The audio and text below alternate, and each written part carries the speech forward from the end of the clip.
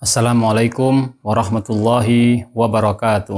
Alhamdulillahirabbil alamin. Wassalatu wassalamu ala asyrafil anbiya'i wal mursalin sayyidina wa maulana Muhammadin wa ala alihi wa ashabihi ajma'in. Rabbi shrah li sadri wa yassir li amri wa hlul 'uqdatam min lisani yafqahu qawli. Amin. Kaum muslimin, para penikmat Nyantai Channel yang dimuliakan oleh Allah Subhanahu wa taala.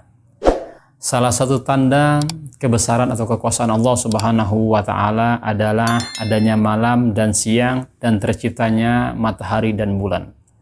Sebagaimana Allah Subhanahu wa taala berfirman dalam surah Al-Fussilat, A'udzubillahi minasyaitonir rajim. Bismillahirrahmanirrahim. Wa min ayatihi al-lailu wan nahar wasyamsu wal qamar la tasjudu lis-samsi wala lil-qamar wasjudu lillahi alladzi khalaqahun in kuntum iyyahu ta'budun. Di antara tanda-tanda kebesaran Allah Subhanahu wa taala adalah adanya malam dan siang, adanya matahari dan bulan. Oleh karenanya, janganlah kalian semua menyembah atau bersujud kepada matahari dan bulan, dan hendaklah kalian semua bersujud dan menyembah kepada Allah Subhanahu wa taala yang telah menciptakan kalian atau menciptakannya. Kaum muslimin, para penikmat yang terjadi dimuliakan oleh Allah Subhanahu wa taala.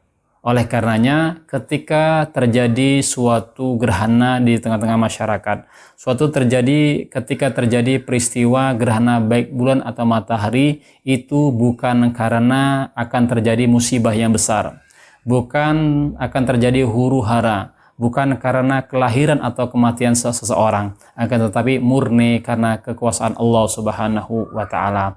Oleh karena itu juga Rasulullah Shallallahu alaihi wasallam mengajarkan ketika seorang muslim atau muslimah menyaksikan sebuah gerhana baik bulan atau matahari, maka hendaknya melakukan hal-hal sebagaimana Rasulullah Shallallahu alaihi wasallam ajarkan.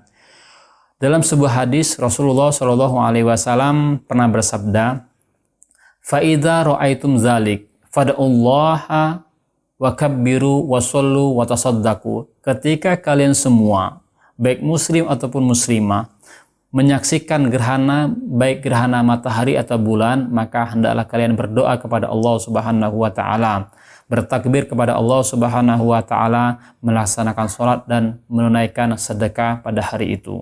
Kaum muslimin, para penikmat Nyantai Channel yang dimuliakan oleh Allah Subhanahu wa taala.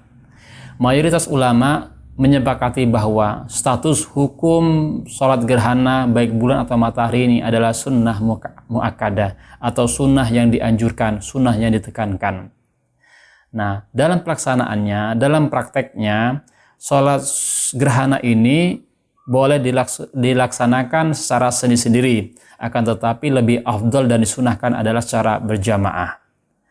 Kemudian, sholat gerhana itu sendiri tentunya memiliki ciri khas atau tidak sama dengan sholat-sholat fardu yang kita laksanakan pada umumnya. Karena apa? Karena setiap rakaat sholat sunnah ini dilaksanakan dengan 2 rakaat. Setiap rakaatnya terdapat 2 bacaan, baik Al-Fatihah atau surat pendek, ada 2 i'tidal, 2 ruku' dan lainnya. Nah, kaum muslimin, para penikmat Nyantai Channel yang dimuliakan oleh Allah Subhanahu wa taala, berikut terkait tentang tata cara secara ringkas tentang pelaksanaan sholat gerhana bulan. Yang pertama adalah niat. Nah, kita ketahui bahwa pada dasarnya niat itu letaknya di dalam hati. Nah, boleh dilaksanakan cara bahasa Arab ataupun dalam bahasa Indonesia. Ketika takbiratul ihram, mengangkat kedua tangan, maka lafal mengucapkan takbir Allahu Akbar, di dalam hati letaknya niat.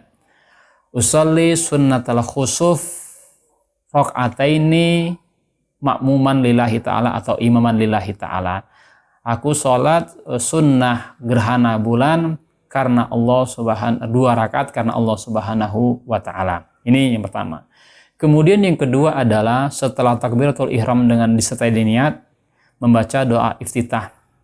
Allahu akbar kabira walhamdulillahi katsira, atau boleh juga Allahumma ba'id. Nah, ini sampai selesai dan dilanjutkan dengan surah Al-Fatihah. baca surah Al-Fatihah dan dilanjutkan dengan pembacaan surah-surah di dalam Al-Quran. Tentunya ini dianjurkan oleh ulama adalah panjang dengan ayat-ayatnya panjang. Akan tetapi ketika menjadi seorang imam, maka tentunya melihat keadaan makmumnya. Kemudian setelah pembacaan surah Al-Fatihah dan dilanjutkan dengan surah-surah, maka selanjutnya adalah ruku.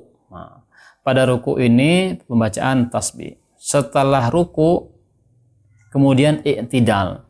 I'tidal di sini adalah seorang yang hendak melaksanakan sholat, bacaannya adalah surah Al-Fatihah dan dilanjutkan dengan membaca surah-surah yang lainnya. Tentunya adalah bacaan di i'tidal ini, bacaan surah Al-Fatihah dan surah-surah dalam Al-Quran di dalam i'tidal ini lebih pendek daripada ketika kita berdiri di yang pertama tadi, baca Al-Fatihah dan surah yang pertama tadi. Setelah i'tidal, kemudian rukuk kembali, membaca tasbih, kemudian i'tidal, baru bacaan yang seperti biasanya, Rabbana walakal hamdu mil'us samawati ila akhir.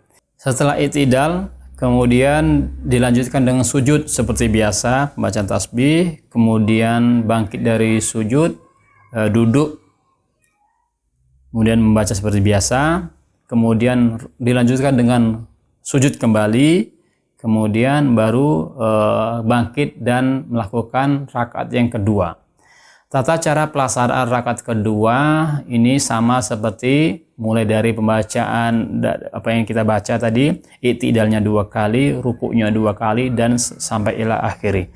Akan tetapi yang perlu dicermati adalah pada rakaat kedua ini bacaan-bacaan yang kita bacakan tentunya lebih ringkas, lebih pendek dibandingkan dengan pada rakaat yang pertama tadi.